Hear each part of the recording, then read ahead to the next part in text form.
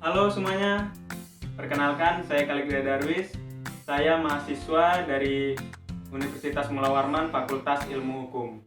Di sini saya akan membawakan materi yang berjudul Paragraf dalam Bahasa Indonesia. Jadi materi ini diberikan oleh Bapak Alfian Romansyah selaku dosen pengampu mata kuliah Bahasa Indonesia. Saya ucapkan terima kasih kepada Bapak Alfian Romansyah yang telah memberikan materi ini kepada saya. Langsung saja kita ke pembahasan materinya. Nah, jadi ini dia materi yang akan saya bawakan. Judulnya Paragraf dalam Bahasa Indonesia. Untuk penjelasannya langsung aja nih dengerin. Yang pertama yaitu pengantar paragraf. Paragraf merupakan dasar utama bagi kegiatan karang-mengarang. Secara bersama dipakai untuk menyatakan atau mengembangkan sebuah gagasan. Berhubungan untuk membentuk sebuah gagasan, dalam pembahasan ini akan dipaparkan mengenai definisi dan ciri paragraf, kalimat topik utama dan kalimat penjelas, serta pola pengembangan paragraf. Selanjutnya yaitu definisi dan ciri-ciri paragraf. Di sini saya memberikan 3 definisi. Yang pertama yaitu definisi secara umum, definisi menurut KBBI, dan definisi utamanya itu sendiri. Untuk pengertian dari definisi secara umum, paragraf juga dapat diartikan sebagai kumpulan dari kesatuan pikiran yang kedudukannya lebih tinggi serta lebih luas daripada kalimat. Paragraf juga dapat disebut sebagai karangan yang singkat.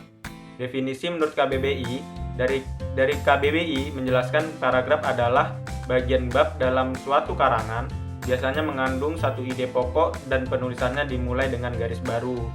Untuk definisi utamanya yaitu paragraf merupakan satuan gramatikal yang lebih besar dan lebih luas dari kalimat. Inti penuangan buah pikiran dalam sebuah karangan dan didukung oleh himpunan kalimat yang saling berhubungan untuk membentuk sebuah gagasan. Lalu selanjutnya yaitu ciri-ciri paragraf. Di sini ciri-ciri paragraf dibagi menjadi 2. Yang pertama ciri-ciri paragraf secara umum dan ciri-ciri paragraf yang lainnya. Untuk ciri-ciri paragraf yang umum yaitu yang pertama mengandung satu gagasan utama yang dijelaskan dengan beberapa pikiran penjelas. Kedua, pikiran penjelas yang betul-betul mendukung gagasan utama. Ketiga, gagasan utama dan penjelas yang dikemas dalam kalimat yang lugas dan efektif. Lalu yang keempat, kalimat yang satu berkaitan serasi dengan kalimat yang lain dalam sebuah paragraf. Sedangkan untuk ciri-ciri lainnya yaitu yang pertama, letak baris pertama agak menjorok ke dalam, biasanya mencapai 5 ketukan spasi untuk jenis karangan biasa. Kedua, memakai pikiran utama yang dinyatakan dalam kalimat topik. Lalu yang ketiga, memakai pikiran penjelas yang dinyatakan dalam kalimat penjelas. Lalu yang keempat, memiliki satu kalimat topik utama saja dalam sebuah paragraf. Dan yang kelima, sementara yang lainnya merupakan kalimat penjelas yang berfungsi menguraikan dan menjelaskan pikiran utama yang terdapat dalam kalimat topik. Selanjutnya yaitu gagasan utama dan kalimat topik. Gagasan utama merupakan pengendali dari bangunan paragraf itu. Bahkan apabila gagasan utama itu terimplikasi atau tersirat dalam sebuah paragraf, gagasan utama yang tersirat itu pun mampu menjadi piranti pengendali bagi sebuah paragraf.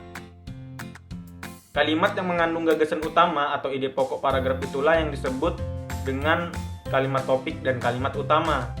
Jadi, kalimat topik paragraf itu harus berisi ide utama dari paragraf yang bersangkutan. Satu gagasan utama dapat dikembangkan menjadi beberapa kalimat topik sehingga dapat pula dilahirkan paragraf dengan dimensi yang berbeda fokusnya. Lalu yang selanjutnya yaitu fungsi kalimat topik. Memberitahukan kepada pembaca mengenai apa yang diperbincangkan di dalam paragraf itu. Bagi penulis, kalimat topik berfungsi sebagai pengendali atau pengontrol terhadap permasalahan yang akan dibacakan di situ. Dengan kata lain, kalimat topik berfungsi sebagai pemberi arah terhadap semua permasalahan yang dituliskan di dalam paragraf itu. Bagi paragraf itu sendiri, kalimat topik berfungsi sebagai sandaran bagi kalimat-kalimat lain dalam paragraf itu. Lalu yang selanjutnya yaitu kalimat penjelas.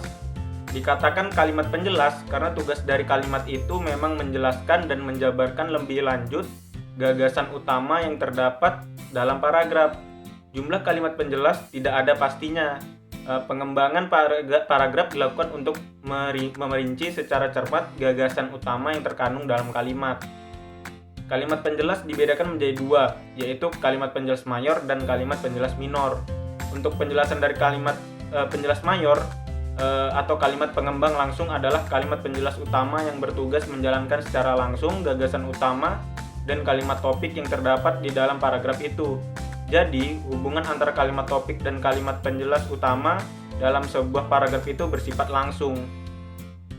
Sedangkan kalimat penjelas minor atau kalimat pengembang tidak langsung adalah kalimat penjelas yang tidak secara langsung menjelaskan gagasan utama dan kalimat topik paragraf.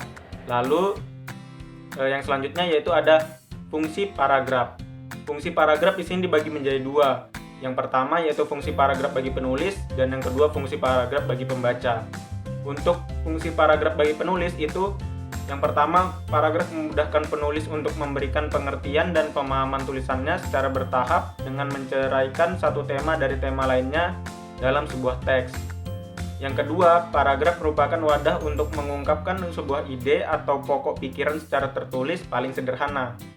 Yang ketiga, paragraf harus memisahkan setiap unit pikiran yang berupa ide sehingga tidak terjadi pencampuran di antara unit pikiran penulis. Yang keempat, penulis tidak cepat lelah dalam menyelesaikan sebuah karangan yang termotivasi untuk masuk ke dalam paragraf selanjutnya untuk menuangkan idenya. Yang kelima, paragraf dapat dimanfaatkan sebagai pembatas antara bab karangan dalam satu kesatuan yang padu seperti bab pendahuluan, bab isi, dan bab kesimpulan.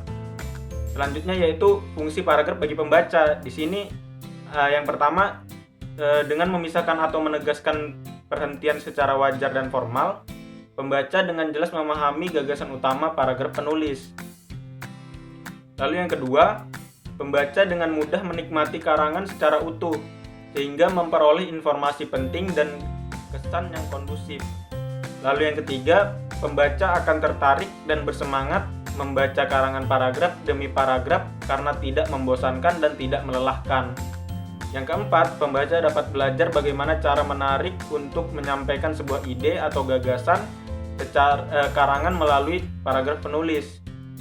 Yang kelima, pembaca merasa tertarik dan termotivasi cara menjelaskan paragraf tidak hanya dengan kata-kata, tetapi juga dapat dengan gambar, bagan, diagram, grafik, dan kurva. Lalu yang selanjutnya yaitu syarat paragraf. Perincian mengenai rambu-rambu atau syarat paragraf yang baik adalah sebagai berikut. Yang pertama yaitu kohesi atau kesatuan, yaitu semua kalimat harus mengemukakan satu tema yang jelas. Yang kedua, koherensi atau kepaduan, yaitu antar kalimat dalam paragraf saling terkait. Yang ketiga, penggunaan metode pengembangan paragraf sebagai penjelas gagasan utama paragraf. Yang keempat, setiap paragraf harus mempunyai satu gagasan utama yang ditulis dalam kalimat topik. Yang kelima, penulis paragraf tetap memperhatikan kaidah satuan bahasa yang lain seperti ejaan, tanda baca, kalimat, diksi, dan bentukan kata.